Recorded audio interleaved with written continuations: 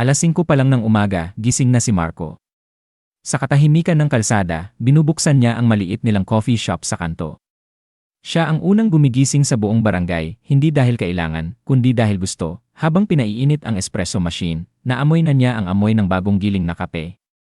Para kay Marco, ang kape ay hindi lang inumin, ito'y sining at damdamin. Ano nang sayo, Mang Lito, bati niya sa unang customer ng araw, yung usual, Hijo.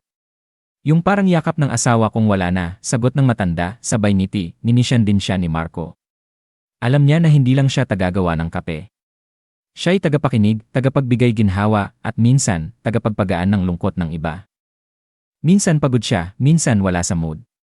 Pero tuwing makikita niyang napapangiti ang mga tao sa unang lagok ng kape, doon niya naalala kung bakit niya ito ginagawa araw-araw. Hindi lang basta trabaho ang pagiging barista para kay Marco, ito ay pangarap na nilalagyan ng gatas. Sinasahugan ng tsokolate at hinahain na may halong puso.